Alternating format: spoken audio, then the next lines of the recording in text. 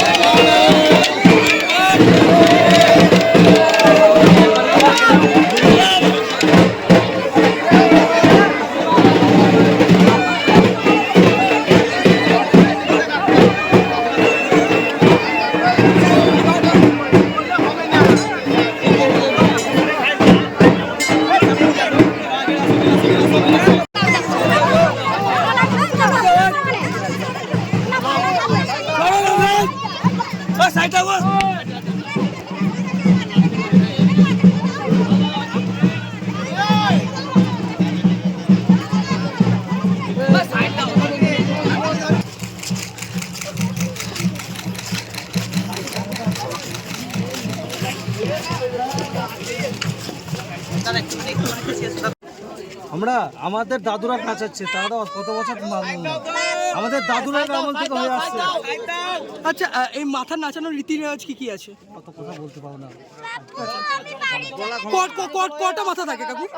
এসো এসো দাদা, কটা মাথা থাকে? ঠিক নাই, 10 যত ভক্ত আছে তত ভক্ত। এটা কি এবছরকার নতুন নাকি কাঁচা মাথা? এটা আমাদের ওই ভক্তরা আছে, এটা দীর্ঘদিন ধরে চলে আসছে এই নীতি। হ্যাঁ, আমাদের যারা বয়োজ্যেষ্ঠ আছে এটা হয়ে যাচ্ছে এই নীতি অনুসারে এইভাবেই চলছে। হ্যাঁ, বয়সে মরার মাথা খাওয়ানো হয় বাবার সামনে।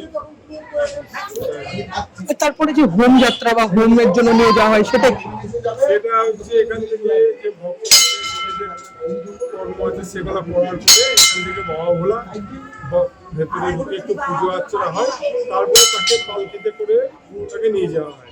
হ্যাঁ, এই রাস্তা দিয়ে চলে যায়, দিয়ে তারপরে গিয়ে হোমতলায় উনি থাকেন। কতটা আনন্দ উপভোগ করেন মানুষ? মানে চরম আনন্দ উপভোগ হয়। মেলা মানে হোমের মেলা মানে একদম লোকে লোকারণ্য। হ্যাঁ, লাখ লাখ লোকের ব্যাপারে ভক্তরা সব বাবার মাথায় জল ঢালে, বাবাকে যার যা মনস্কামনা করে। গোটা শহরই প্রদক্ষিণ করে? একদম গোটা শহর প্রদক্ষিণ হয়।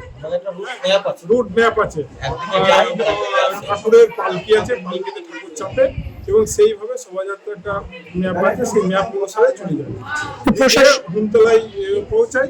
আবার তারপরের দিন সকাল 6টার সময় আবার সেই পালকিতেই আবার রিটার্ন আসে।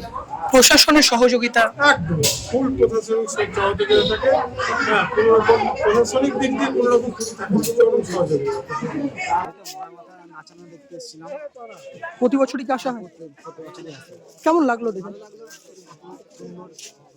ভিড় কেমন হয়েছে এখানে? প্রচন্ড পরিমাণে ভিড়। দ্য সহজ পাঠ, সহজ কথা, সঠিক তথ্য।